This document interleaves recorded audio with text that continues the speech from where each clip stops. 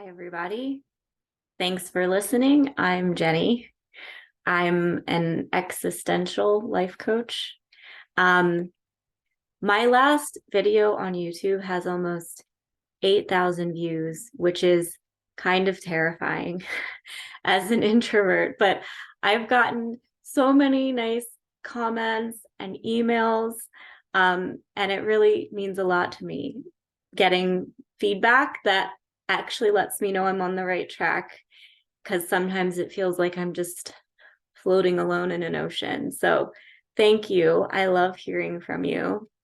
So for today, I wanted to talk about ways to heal, because therapy maybe isn't accessible to everyone, or maybe people aren't comfortable talking about their trauma.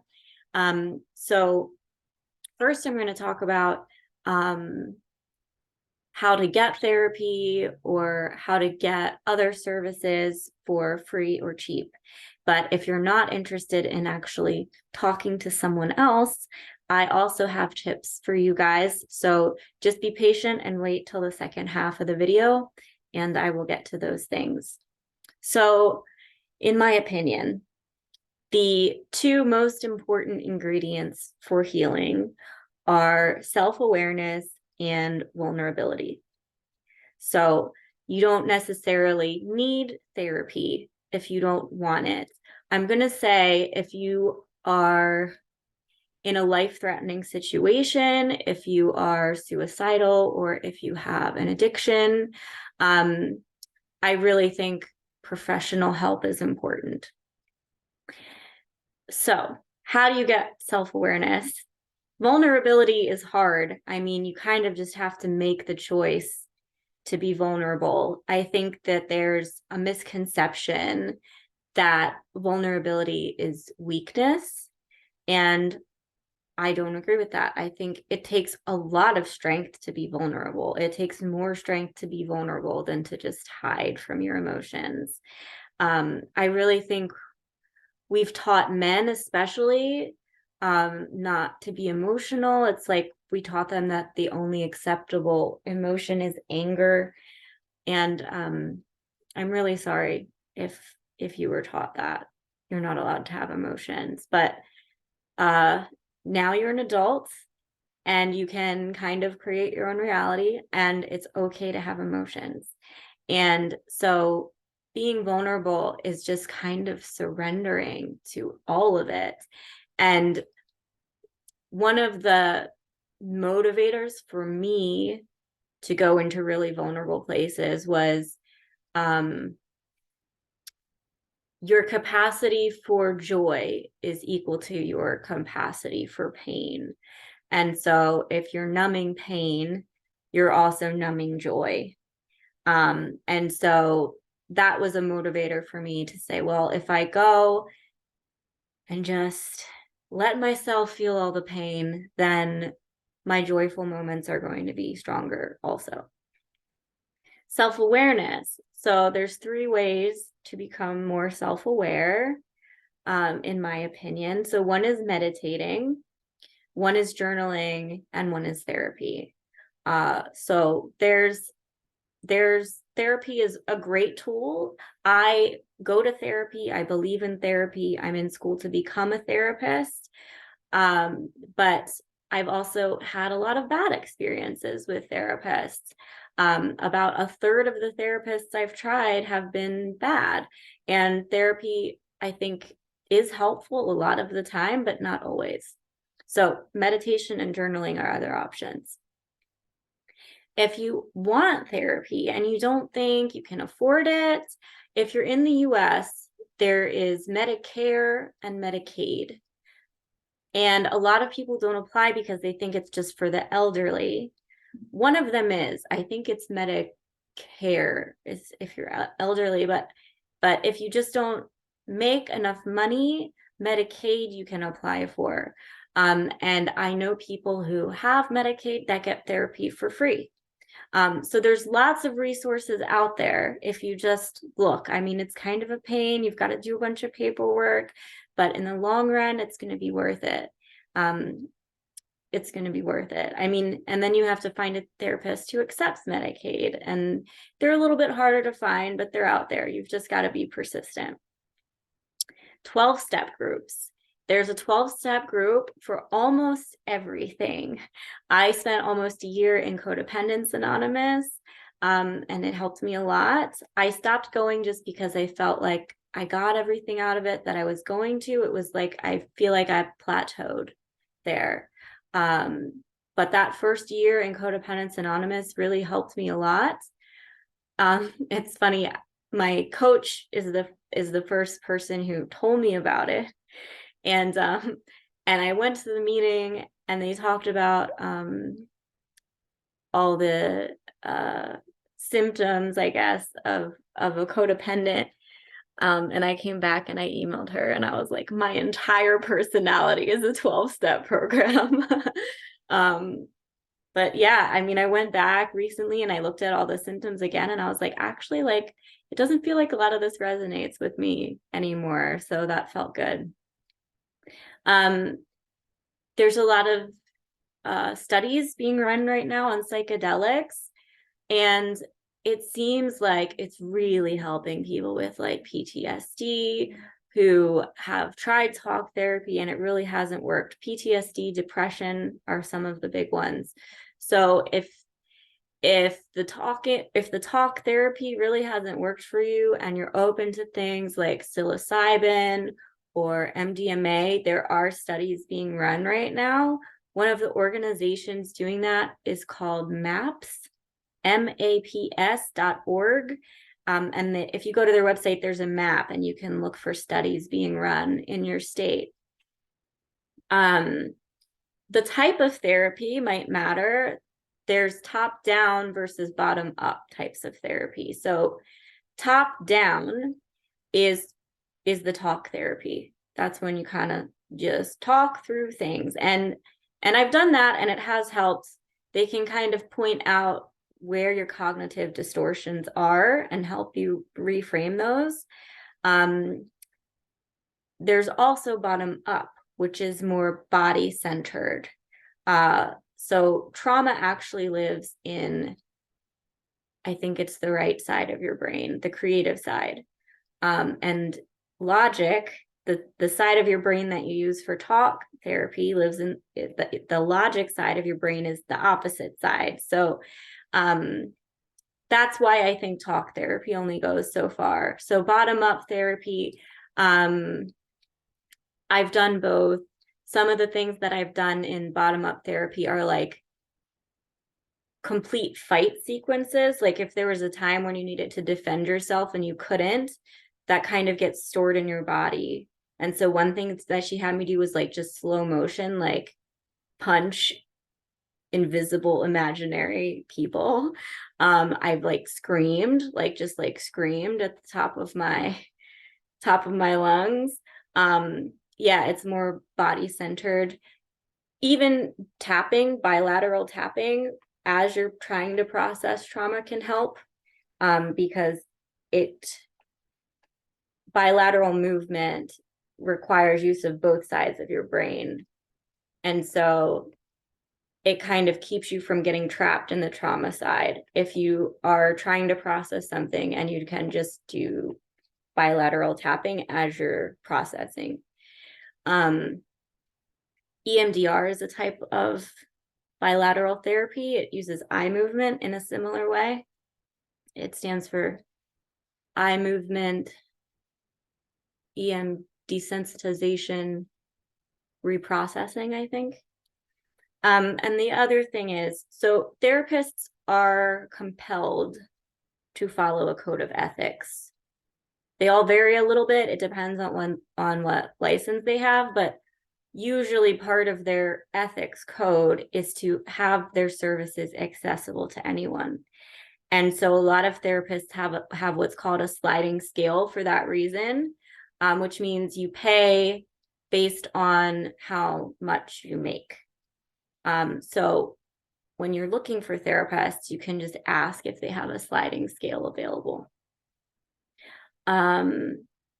Another bottom up therapy. This has been my favorite. that I have loved is called internal family systems therapy. And it looks at your personality fragments, I guess. It kind of looks at, you have these like protector fragments, and then you have these inner child fragments. I have a really big rebel fragment, and those fragments can be in conflict with each other. But like, I was in an unhealthy relationship, and there was this one fragment that really loved him. And there was this other fragment that was really angry at how he was treating us and like just wanted to fight.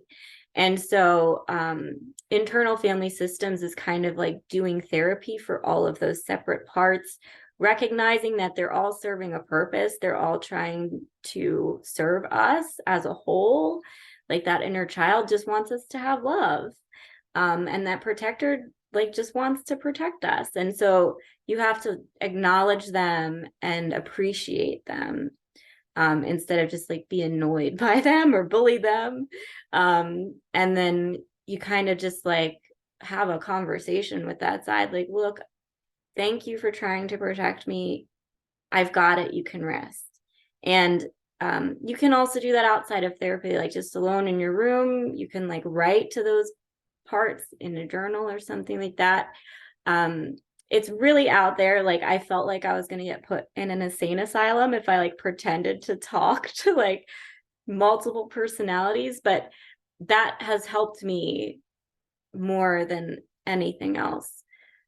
Internal family systems therapy. So now onto the how to heal alone. Let me scroll down. Get to my notes. Okay. First thing I have on here is clean your house. If your house is a mess, I feel like there's a connection. When your mind is a mess, your house also becomes a mess. And cleaning up your house can kind of help you feel like your mind is more clear. Also, I don't know the science to that. I just personally have felt it to be true. If your house is really messy, this might feel like a really overwhelming task. Just start small. Just pick like one drawer or something. One drawer is going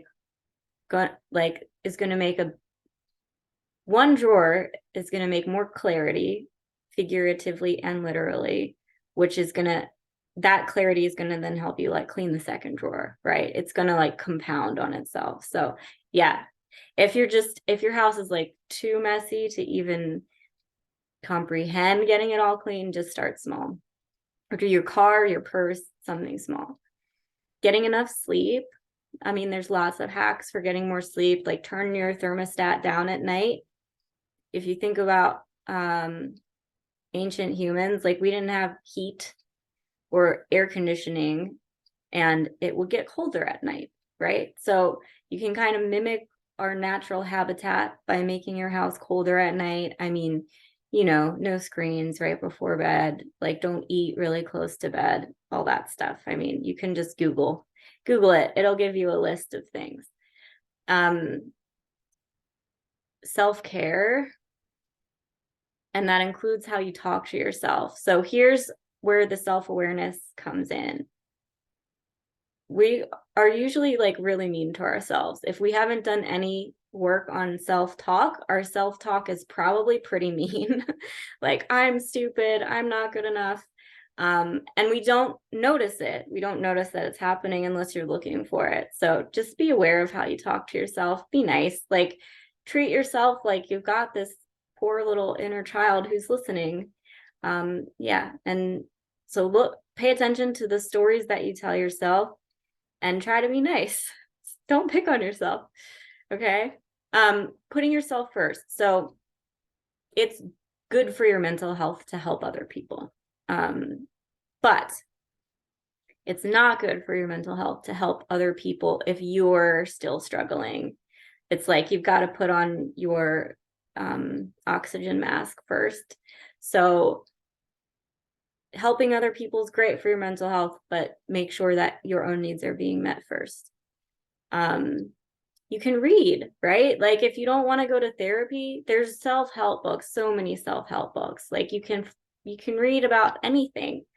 You can read about depression, you can read about anxiety, just how to fix like creativity blocks, how to fix money blocks. I mean, I love to read. If you don't have time to read, I really like audiobooks, and I'll actually just turn the speed up a little bit so I get through them faster, not too fast. So I can still understand what they're saying, but yeah, just turn the speed up a little bit.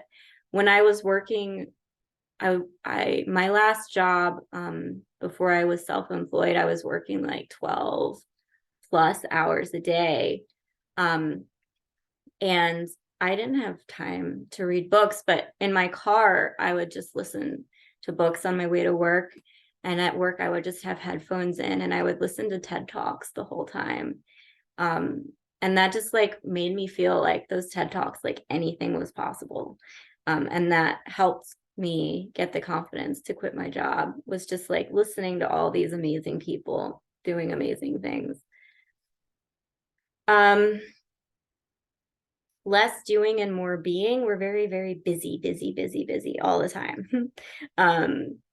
We don't really have a chance to just exist. And when you don't have a chance to just exist, you can't hear your intuition. You're just running on autopilot. You're not in touch with your emotions. You're not in touch with how you feel, why you feel that way, what to do about it. So just try to find time to just exist. And that's when your intuition can start to work and your higher self, your wisdom can start giving you little tidbits of information to work with. Knowing when you're in hypo or hyperarousal, I think is super helpful. It's been really helpful for me. So I was in an abusive relationship and my window of tolerance got very small over that course of that time. So what that means is your window of tolerance is like your sweet spot for where you can just operate as a healthy, normal person. And when you're in hyperarousal, that's anxiety, that's fear. Hypoarousal is like depression, numbness. And so as your window of tolerance gets smaller, you're living in hyperarousal or hypoarousal more often. And again, if you're not paying attention, you're not really going to notice. And if you don't notice, then you can't do something about it. So yeah, really building a relationship with your nervous system. It's kind of like your nervous system has its own consciousness. And if you've put it in harmful situations, it kind of doesn't trust you anymore. And so you really have to rebuild that trust with your nervous system. And if you're feeling hyper aroused or hypo aroused, stopping, pausing to take care of yourself instead of pushing yourself. If you feel like you're in danger, you know, even though logically you might be in danger, your nervous system might feel like it's in danger. And if you don't do something about it, then it's not going to trust you. So anyways, hyperarousal. When you're nervous, you've got racing thoughts, strong emotional reactions. You can drink something cold, you can lay down, you can do diaphragmatic breathing, take a cold shower, listen to calming music. Diaphragmatic breathing is when you breathe from your diaphragm instead of your lungs. When you breathe in your lungs, that's when your body's getting ready for fight or flight mode. And it works the opposite way. So if you're in fight or flight mode, you start breathing in your lungs. And if you start breathing in your lungs, your body thinks it's in fight or flight mode. So you want to breathe like from your belly instead of your lungs. That helps me a lot. There was like a year where every morning for just 5 minutes, I would do the diaphragmatic breathing every morning for 5 minutes. And it helped me survive the rest of the day. Hypoarousal is when you feel paralyzed, you have no energy, everything feels hard. It's like your brain's not on, you can't finish anything. The hacks for that are to make your tasks smaller. Like, even if the only thing you can do is make your bed, like, just make everything smaller and more achievable. If you make your bed, that's a success. When it's really bad, it can be that simple. Listening to upbeat music, movement, dancing, using your senses, eating crunchy food. Senses helps a lot when I'm having a panic attack. So you just look around your room, try to name colors, try to name shapes, count shapes, listen for sounds, name the sounds, see if you can smell anything, feel different textures. That helps when I'm like extremely, extremely paralyzed. Okay, so moving on. Completing sequences. So when your body is in fight, flight, or freeze, sometimes we can't complete those sequences. So you might be in a situation where you want to run and you can't run. That gets stored in your body. You might be in a situation where you want to fight and you can't fight. That gets stored in your body. You might be in a situation where you just freeze because it's not safe to move. And so there's something to like completing those sequences. So that's where I was talking about earlier, the somatic therapy. You can just fake fight. And you can just move your body. Yeah, I think even like running at the gym has helped me with the flight, completing the flight sequence. So you can get creative with it, right? But just thinking of ways to complete those sequences. I've been really liking going to jujitsu. So that's a way to practice fight sequences, running at the gym, yoga. This is kind of just my own personal opinion. I don't have any science for this. I've done a little bit of this though in somatic therapy, and the rest is just opinion, but I do think it helps. Visualization helps because when you're always focused on what's going wrong, or what you're upset about, whatever you give your energy to grows. And so you've got to kind of find a way to switch out of that energy before the good things come, in a way. It's like you've got to switch into good energy before the good things happen. And that's hard. So visualizing helps with that. This is hard for me if I don't have like a guided recording or something. But an alternative that I really like is called mana gardening. I think it's Chinese or Hawaiian, or from a Chinese healer who lived in Hawaii. But basically, you kind of picture your own personal paradise, and you can do anything in there you want. You can go skydiving, like you can just go have fun. But it's really great for having conversations with people that you can't talk to in person, or you can, but you don't think it's going to go well.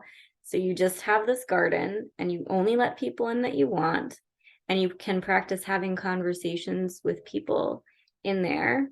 And maybe eventually you have them in person, maybe eventually you don't. But I don't know. I really like that. And it doesn't have to be specifically conversations. You could visualize like a tree that grows money. It's anything you want. But having that as the starting point, I think, is helpful. You've got this little paradise. No one can get in unless you invite them. Yeah, I don't know. It's, again, working with that illogical creative side of your brain. Opposite action This is from DBT therapy. Opposite action is doing the opposite of how you feel. So, you know, one thing we practiced was like half smiling. If you're upset. My favorite opposite action is probably just dancing alone in my room if I feel really self-conscious, or upset or sad or lonely. I'll just turn on some music and dance in my room. So opposite action, just do the opposite. Opposite action. Okay. Gratitude. We're always focused on what we don't have and what's going wrong.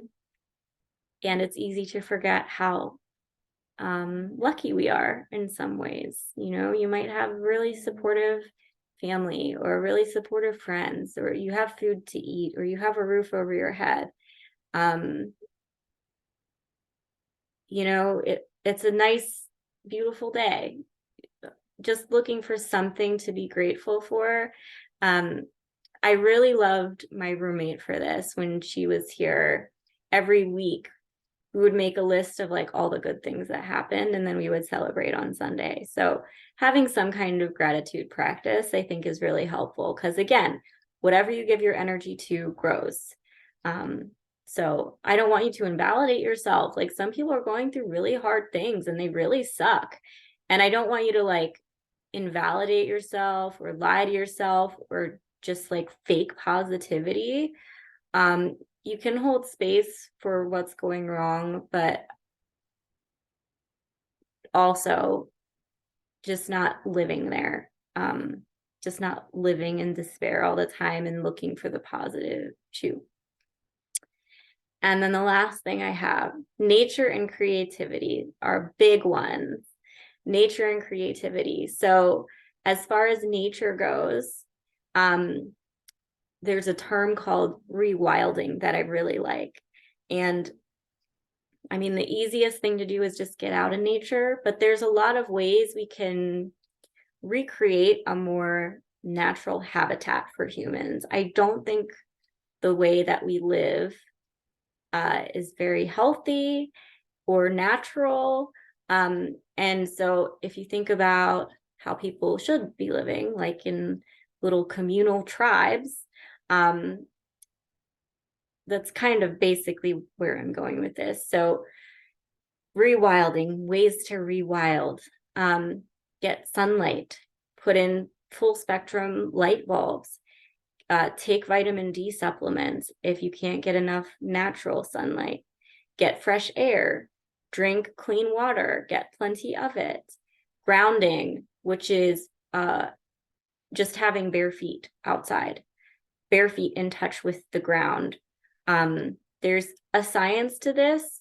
I don't know all the technical reasons, all the technical things that this does for your body, but it kind of like discharges a lot of stress, just bare feet in the ground.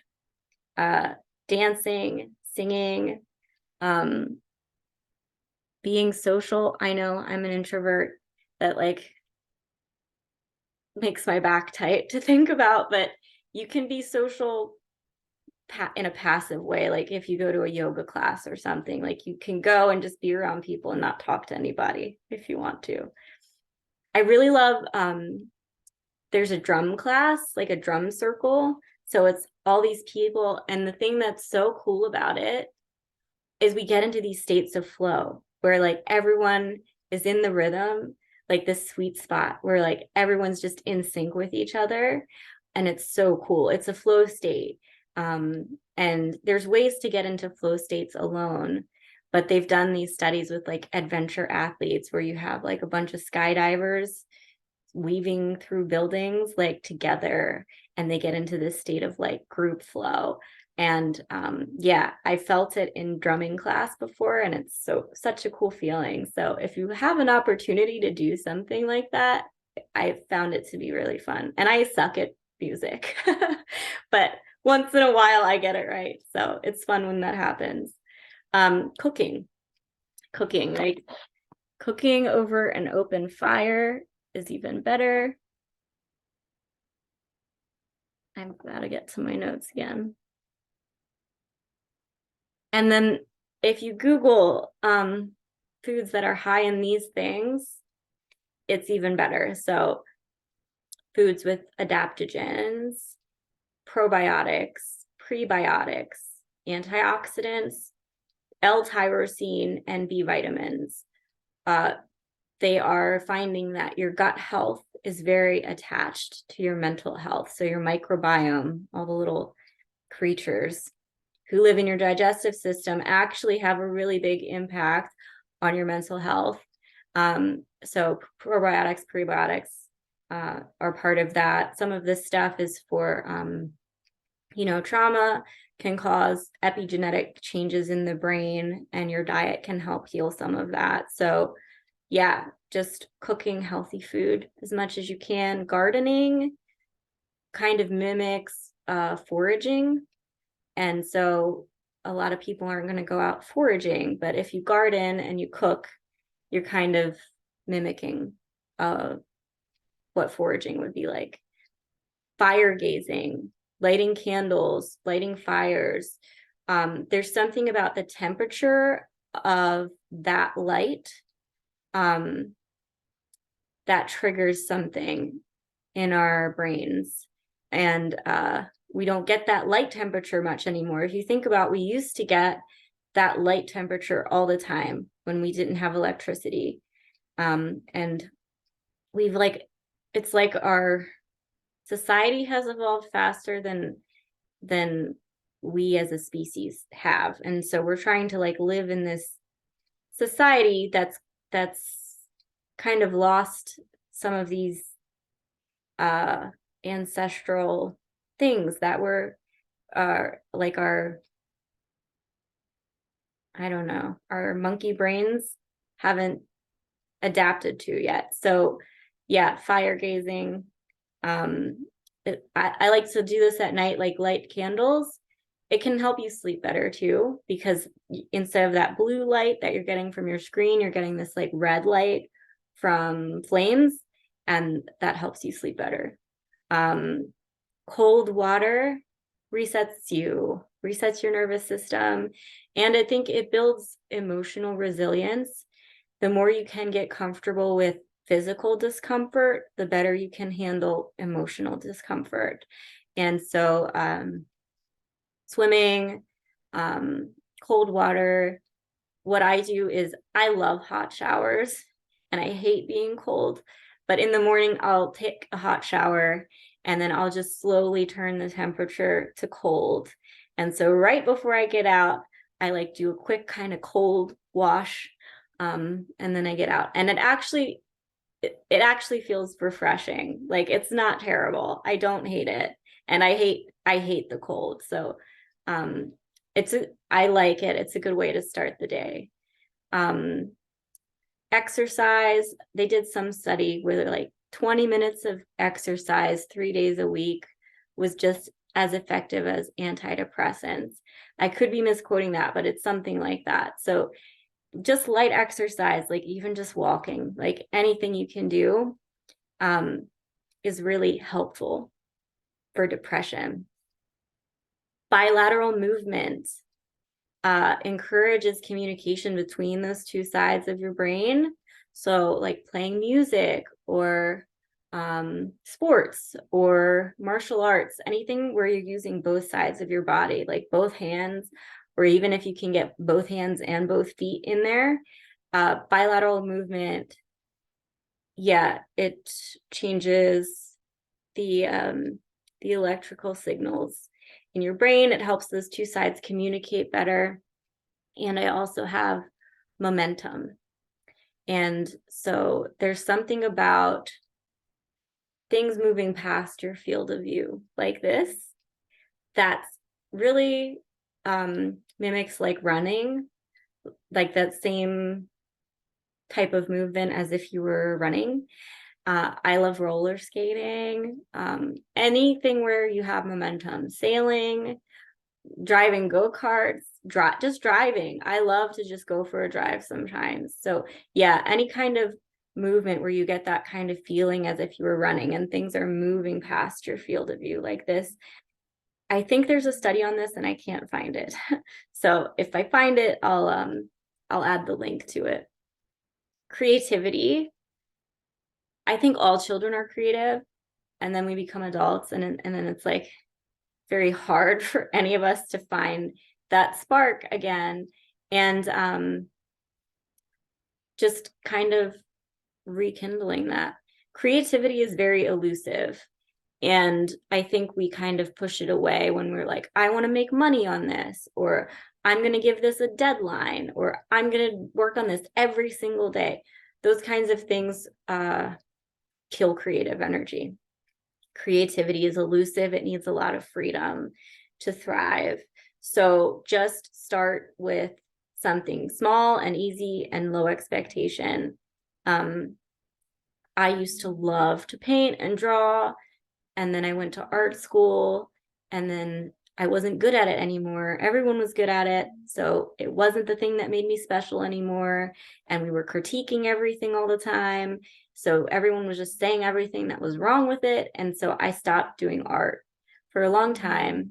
And my coach had me, she was like, just draw something and pretend you're going to throw it away, or do like whatever feels good. But just that idea of it not having to be anything helped me start drawing again. So yeah, writing, journaling. Journaling is so helpful. It's like therapy. I really recommend journaling, but a lot of people don't really know what to write.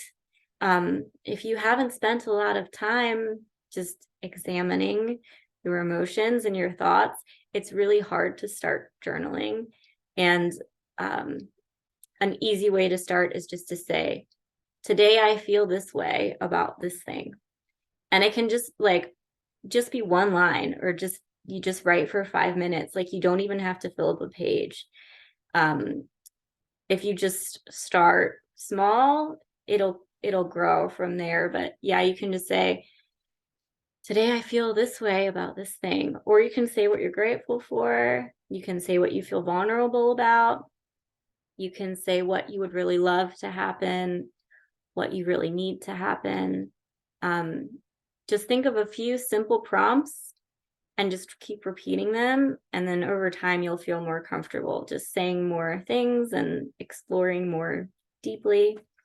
But yeah, journaling is great. You can write letters to people that you can't talk to, all kinds of things. And then the last thing I have is just trying to find balance and paying attention to all of the things in life that matter to you, making sure you're not neglecting any one area. The most important thing is that your survival needs are met. So, your bills are paid, you've got food, you've got shelter. That's the most important thing. If you're struggling with that, there's resources out there. You've just got to use them. I know it's a pain, but talk to social services, get government assistance. I mean, those programs are there for a reason. Just, it's okay to use them. It's hard to navigate all of that, but there's social workers who can help.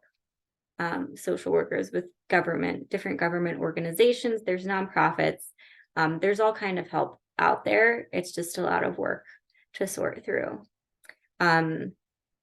So once your survival needs are met, what is your home environment like? Does your home feel like a calming, nurturing, restorative place? If it's not, is there anything you can do about that? Do you know who you are? Do you know what your strengths and weaknesses are? Are you in touch with yourself? Are you nice to yourself? Do you talk to yourself in a nice way? Do you practice self-care? Do you love yourself?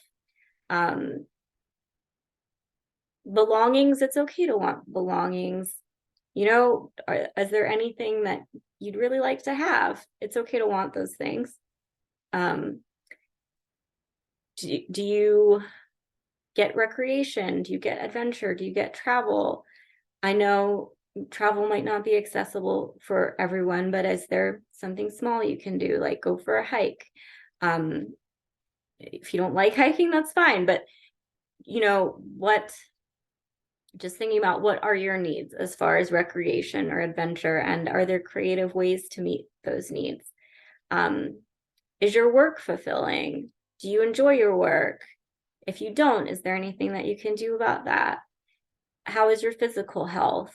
Do you feel good in your body? Do you treat your body as good as you're capable of? Do you get exercise? You can just do push-ups at home. It doesn't have to be complicated. Just doing something small for your body every day is a great place to start. 10 jumping jacks is a great place to start. Are you mentally stimulated? Do you learn new things? Do you take classes? Do you read books? Is there anything that you want to learn that you haven't learned that you can start learning? Are you spiritually fulfilled? Are you spiritual? Are you happy? Are you satisfied with not being spiritual? Are you not satisfied with being spiritual? Are you in a relationship? Are you happy with that? Do you want to be in a relationship?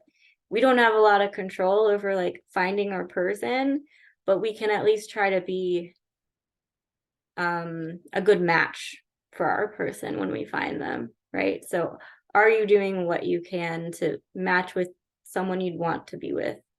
Do you have a family? How is your family relationships? Do you want a family? Is there anything you can do to build better relationships with your family? If you don't like or have family, pets are family, community can be family, friends can be family. And then, are you happy with your community life? Are you part of a community? Are you happy with that? Do you want to find a community? And I don't want any of this to feel overwhelming or like, oh, I don't have community and I should have community. Like, it's really just what feels right to you. Like, are you happy with your sense of community, or are you not happy with it? If you don't have community and it feels fine, then don't worry about it. But these are kind of just areas to look at, and kind of just have awareness around. And I don't want you to feel like you have to fix anything. Like, you can just have an awareness of it. Like, I don't really know how I feel about my spirituality. And as long as that question is floating around in your brain, your subconscious is going to be looking for pieces to that puzzle. And slowly over time, you'll get answers. But it just starts with asking the question, right?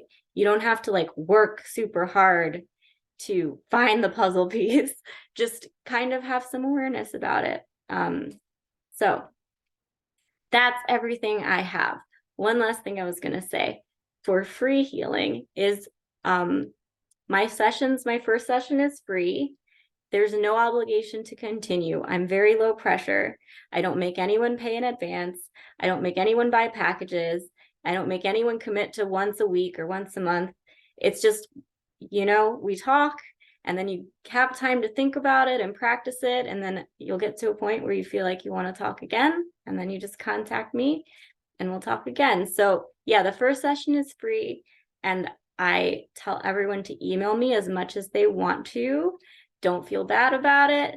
I'm here to help. So email me as much as you like. There's no charge for emails. I can't always answer them right away, but I will do my best to answer them when I can. And that's everything. So thank you guys so much for the comments and the emails and support. It means a lot to me. I'm sorry it took 3 weeks to make another video. Hopefully at some point I'll get on a schedule, and I hope to be back soon. Thanks, guys. Bye.